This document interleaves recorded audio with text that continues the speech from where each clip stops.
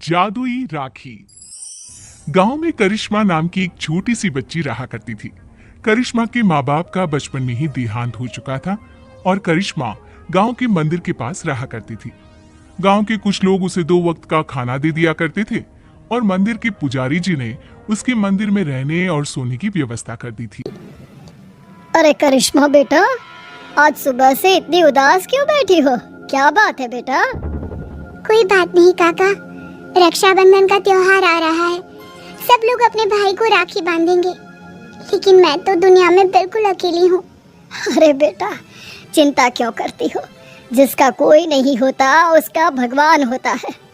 ऊपर वाला है ना, वो तुम्हारी मदद जरूर करेगा। लेकिन भगवान असल में थोड़ी ना होते काका, भला वो मेरी मदद कैसे करेंगे? अरे बिटिया, ऐसे नहीं कहते।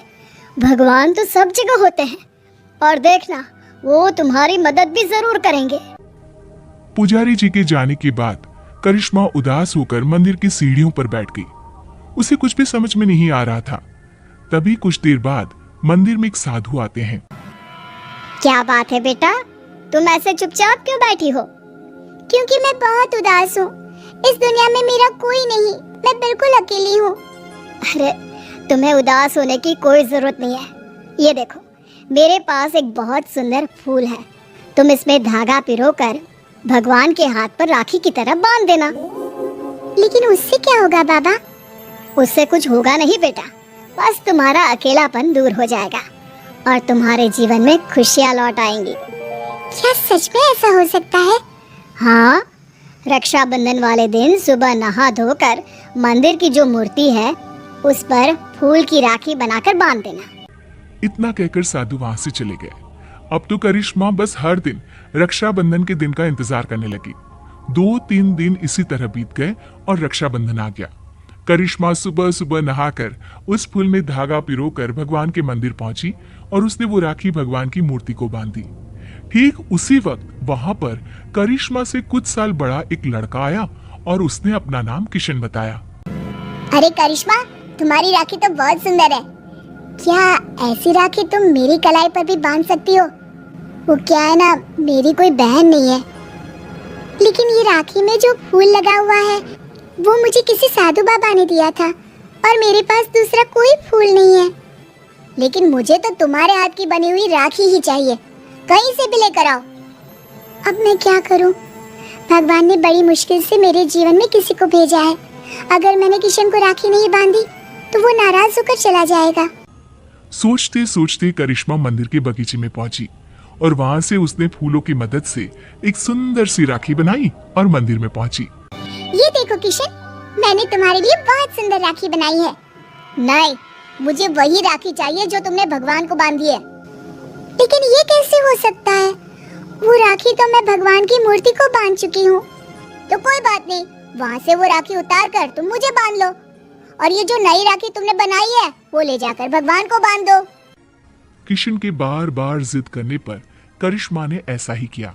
जैसे ही करिश्मा ने किशन की कलाई पर राखी बांधी। देखो, अब तुम्हें मुझसे कोई गिफ्ट लेना होगा। जब भी कोई बहन अपने भाई की कलाई पर राखी बांधती है तो बदले में उसे कोई ना कोई तोहफा लेना ही पड़ता है। लेकिन मुझे तो कुछ नहीं चाहिए। लेकिन अब तुम्हारा भाई आ गया है ना, अब से तुम्हें किसी के आगे हाथ फैलाने की जरूरत नहीं है। चलो, मैं तुम्हारे नए घर में लेकर चलता हूँ। करिश्मा किशन के पीछे पीछे चल दी। कुछ ही दूरी पर एक बहुत सुंदर सा छोटा सा घर बना हुआ था। देखो करिश्मा, आज से ये तुम्हारा घर है। ये समझ लो कि तुम्हारे भाई ने तुम्हें रक्षाबंधन का तोहफा दिया है। ये घर तो बहुत सुंदर है। मैं यहाँ पर रह सकती हूँ? हाँ हाँ, बिल्कुल रह सकती हो।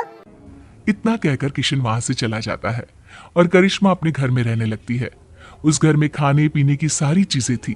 करिश्मा बहुत खुश थी और गांव के लोग भी खुश थे। करिश्मा को रहने के लिए एक जगह जो मिल गई। कुछ दिनों के बाद किशन करिश्मा के घर आता है। देखो करिश्मा, ये तो जादू हो गया। तुम्हारी बनाई हुई राखी तो सोने के कंगन में बदल गई। लेकिन ऐसा कैसे हो सकता है? मैंने जो राखी बांधी थी वो तो एक साधारण सा फूल था। नहीं करिश्मा, वो कोई साधारण फूल नहीं था। अगर ऐसा होता तो वो सोने का कंगन नहीं बन जाता। लगता है ये साधु बाबा का ही जादू है। उन्होंने ही मुझे वो जादुई राखी दी थी। लेकिन मैं सोने के कंगन का क्या करूँगा? तुम इसे अपने पास रख लो, ये मेरे किसी काम का नहीं। किशन वो सोने का कंगन करिश्मा को देकर वापस चला जाता है। करिश्मा सोच में पड़ जाती है कि आखिर वो सोने के कंगन का क्या करे। तभी उसके दिमाग में एक तरकीब सूझती है। करिश्मा सोने की कंगन को बेचकर पैसे ले आती है और उन पैसों से उसने राखी बनाने का सामान खरीद लिया। इस तरह उसने अपनी एक राखी की दुकान खोली। अरे वाह करिश्मा, तुम्हारी राखी तो बहुत सुंदर है। सारी राखियाँ मैं खुद अपने हाथ से बनाती हूँ और ये ज्यादा महंगी भी नहीं है। हाँ, ये बात तो बिल्कुल सच है। तुम्हारी राखी बहुत सस्ती और सुंदर है। सही कह रहे हो भाई। करिश्मा की बनाई हुई राखियाँ इतनी खूबसूरत होती है कि हम जिसे भी देते हैं वो खुश हो जाते हैं। अब दूर दूर से लोग करिश्मा की बनाई हुई राखियां खरीदने आने लगे और करिश्मा की राखियों की दुकान बहुत अच्छी चल पड़ी।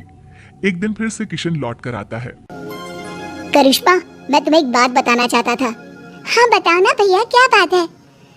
देखो करिश्मा, मैं उन साधु बाबा का ही एक शिष्य हूँ और उन्होंने ही मुझे तुम्हारे पास भेजा था। वो तुम्हारे बारे में जानना चाहते थे कि तुम कितनी ईमानदार हो, इसीलिए वो सोने का कंगन मैंने तुम्हें दिया था और तुमने उस सोने के कंगन का उपयोग एक अच्छे काम में किया है। इसलिए साधु बाबा और मैं, हम दोनों ही तुमसे बहुत खुश हैं और हम दोनों का आशीर्वाद तुम्हारे साथ है।